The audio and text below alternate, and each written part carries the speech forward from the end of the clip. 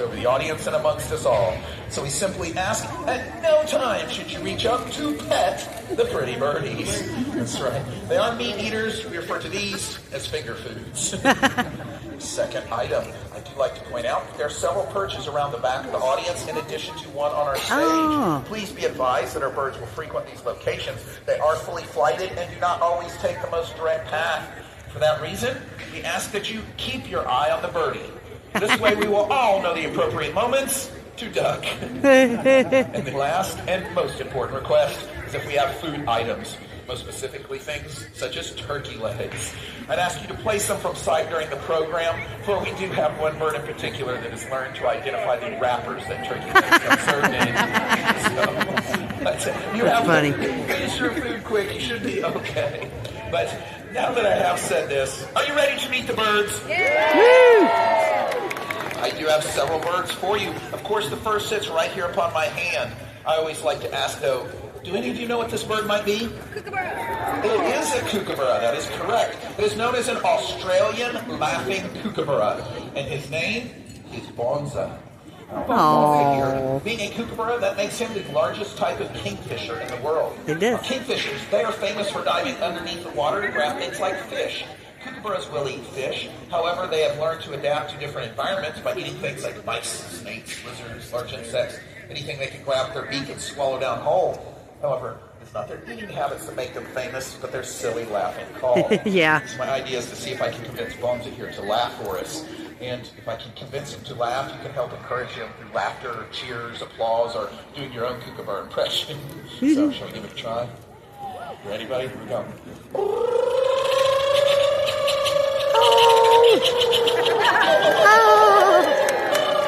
Love it. Is that it? Oh.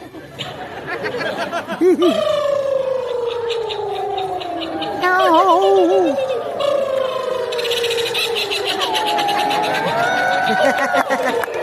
Woo.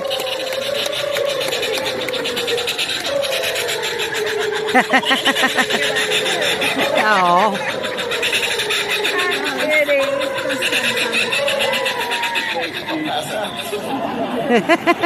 Everyone bonds, I give him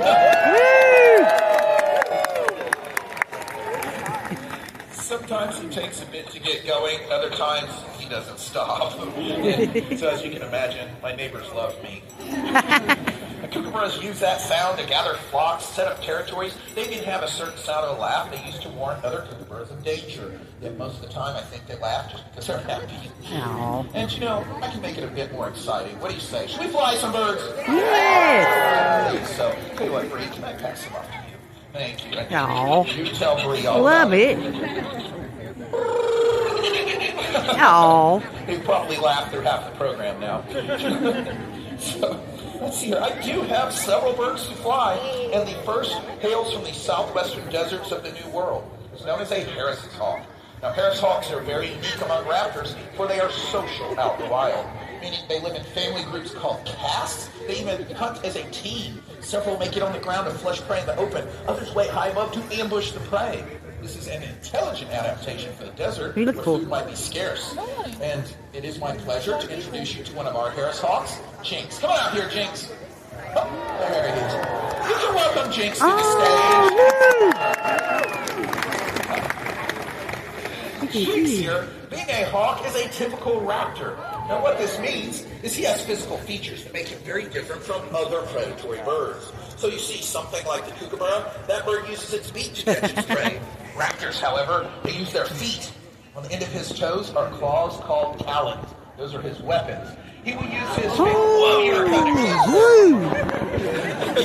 That's his interactive program. You see, raptors use their feet to catch their prey, and on his toes are claws called talons. Oh, wow. Just a thought, as the bird flies overhead, you might not want to look up and say, whoa. He's trained, he's not housebroken. You think I'm kidding? Just wait. I can't. I should have also warned you, if you duck, the bird only flies lower. Oh, Lord. Once again, this bird only weighing 1.5 pounds, he is able to capture something as large as an 8 or 9 pound jackrabbit for dinner. Yep. That is impressive considering his size. Nice. Did you get the picture? You have a picture of the last thing a mouse sees before it dies. Yep. Now this bird, though, if he caught something the size of a jackrabbit, that's too large to swallow. There we go. He can't swallow it whole, and so he has to rip it into bite-sized pieces. There we go. You may notice that his beak is different from the kookaburra. The hooked and curved beak lets him rip and tear and eat quickly and efficiently. And his most impressive trait, though, is probably his eyesight. For he can see about 4 to 8 times better than you and I can. And that means it's very brave how you hid behind the child. So I shouldn't pick on you. Watch as the bird flies overhead and the audience doesn't always duck. Everyone, though, instinctively covers their ear. We all have priorities. So Yeah. Go ahead, see if he'll fly to you. Now, again, that eyesight is incredible, spotting prey from a great distance away. And all these traits let him do one thing very well, which is hunt. And in the wild, he might hunt for prey as large as jackrabbits to animals as small as mice and lizards. Yet they are indeed found in the desert, and they are known to catch and consume things such as rattlesnakes. Yep. It's impressive prey because you may only make a mistake once. Because they are so very good at hunting, falconers for more than 5,000 years have employed the services of raptors such as hawks, falcons, and Look at that. eagles to do this job. So pretty. And the most incredible part is that very little has changed in the art or sport in a 5,000-year time period. We still use the same training techniques of positive reinforcement, meaning we give the bird a food reward when it does a behavior we desire. And we even use the same equipment, like the leather glove that protects me from his powerful feet and sharp talons. So let me ask, what do you think of Jigs? Has he done well so far? Yeah. So, it is time for He's a character. Look, he knows that I'm about to send him home, and for some reason, he always goes to the fence and looks over the fence. I don't know what he's seen in the past, but he is supposed to fly from the back perch. Jinx, to the back. Highly trained bird, obeys my every command. To the back, Jinx. Okay, how about sit, stay, Jinx. Tell you what, come back here. We'll reset the behavior. Do this right. Okay. Now, to the back, Jinx. 30-minute demonstration. Okay, there we go. Now, he is supposed to glide from there back into his door. When this works, it looks pretty neat. All right, Jinx, go home, buddy. Oh, left toys in front of us, so all the way. All the way, Jinx!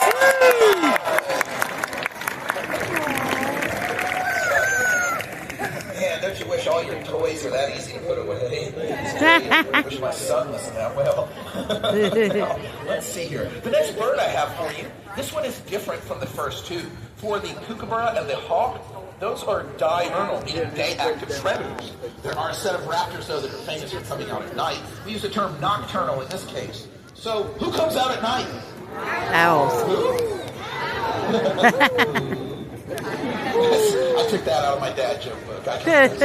You are correct. I have an owl. In fact, I have one of the largest species of owls on the planet. It's known as a Eurasian eagle owl. Ooh, and our eagle owl's nice. name is Romeo. All right, Romeo. Of course it's Romeo. You come up there, Romeo. Oh, wow. Look at you. Romeo here, being an owl, Oh, I know. he has adaptations that let him hunt well at night. You might have noticed already that he has gigantic orange eyes located on the other end of the bird. You see, his eyes are about the same size as yours and mine, and he can dilate them much more than we can dilate ours. In fact, we believe they can gather as much as 100 times the amount of light that people can with their eyes. See, well, 100 times better than us in the dark. And owls like this will hunt for prey the size of a mouse from a distance away using just starlight. All right, Romeo, back up here, buddy. Whee! Oh. Sound like you said man to anyone else? Yes. Now, if an owl cannot see his prey, though, he can still find it with his incredible hearing. All right, to the back. To the back. There we go. Oh, low flying owl. Now you see. Wow. His face is wide and flat. It's much different from the hawk. And all the feathers on his face make up what we call a facial disc. So a facial disc, it works like a satellite dish. It helps to scoop up sound and funnel that sound into huge ear openings. And his hearing is so powerful, owls like this will locate something like a mouse underneath snow or grass. They can capture it without ever seeing it. All right, Romeo, back up here, buddy. Romeo.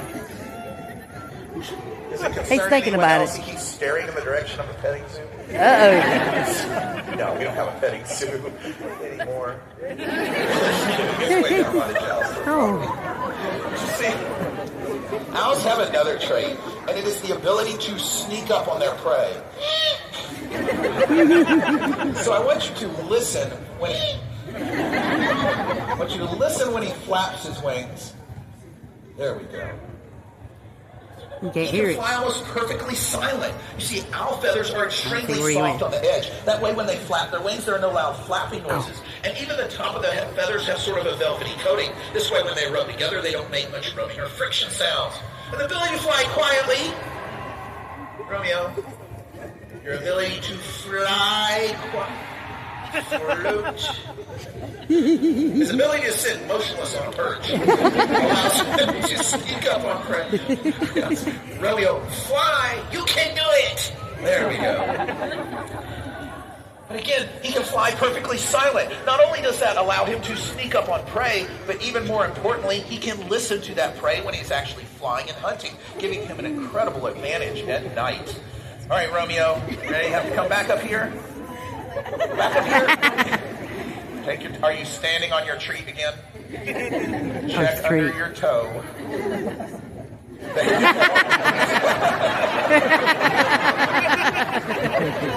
Love it. Oh, look at you. Oh my goodness. All right, Romeo, back up here, buddy. Romeo, look, right here. I have 2 Mises pieces. 1, 2. Mises pieces. There we go. Oh. So, let me ask, what do you think of Romeo? Is he impressive? Oh. You're standing on the other one.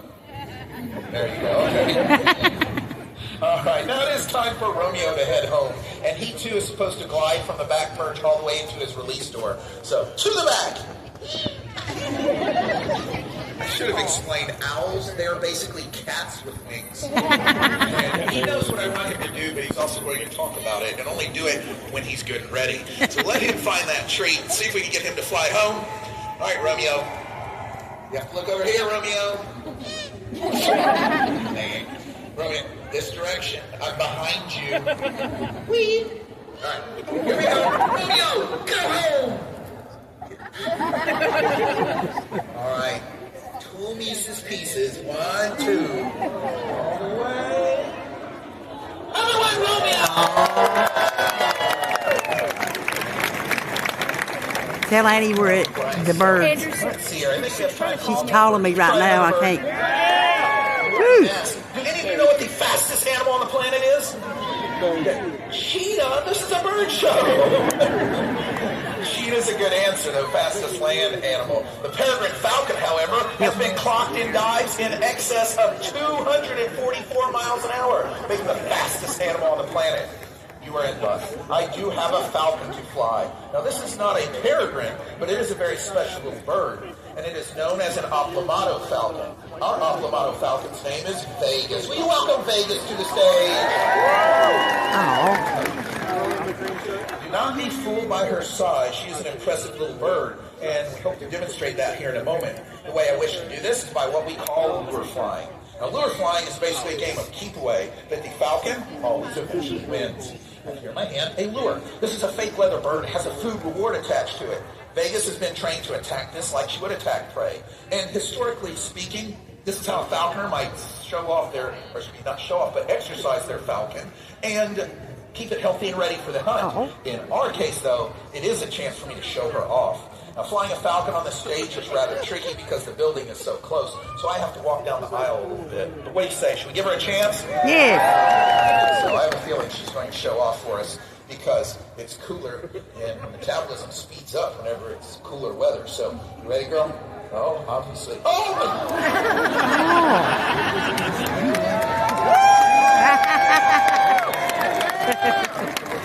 This is not my day, is it? So, I demand a retry. Take a reach. All right, finish eating that. You got your treat. Let's do this right here. Give me another chance. You have to let go. I know you're proud of me. You have to let go. Oh. Yep. Okay, we'll do it. So, oh, drop some food. There we go. All right, let me try this again. All right. Second attempt. So far, Falcon 1, Falconry 0. Oh, he's ready. All right, girl, let's show off some. Now, for starters, I want you to notice how falcon wings are much different than the other birds. They're pointed and swept back. The swept back pointed wings have a... Well, hope everyone enjoyed the falcon. The pointed wings have less drag or less air friction, so she does not slow down nearly as much when she dives. But also, that very long tail allows for more surface area. And extra surface area means that she can make precise turns at extreme rates of speed. If you've ever wondered why a falcon has to be fast, it's because they catch and eat other birds. Yep. And it is the hunting style of the falcon to get high above their prey, fly in large circles, and they wait for them to fly underneath. And when they spot it, they will tuck their wings and dive bomb, impacting prey in midair, usually killing, if not at least stunning that prey, and knocking it to the ground. And Vegas, we have to do this until everyone applauds.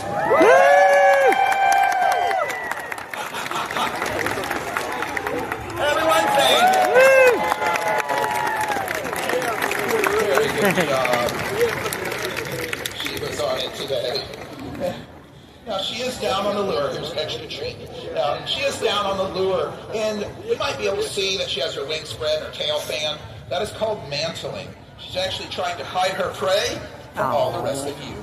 I do need to retrieve the lure to put her away, but if I reach down there and take it from her, she'll see me as a thief, and I'll lose the trust relationship that's important to have with our birds. So instead, I need to trade her a cut up piece of paper, cut up piece of food, that is, for her lure. You have to pay right here. What are you doing? Hiding? But I'm not sure I like the idea of a predatory bird underneath my kilt. Oh, Lord. Oh, there's a piece on the ground. You have to let go to get it. You have to let go. You have to let go. You have to, no. You have to let go. Look, right there. There we are.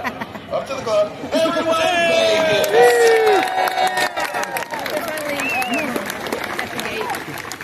ladies and gentlemen, our Wildlife Reveal. We are a 501c3 nonprofit organization.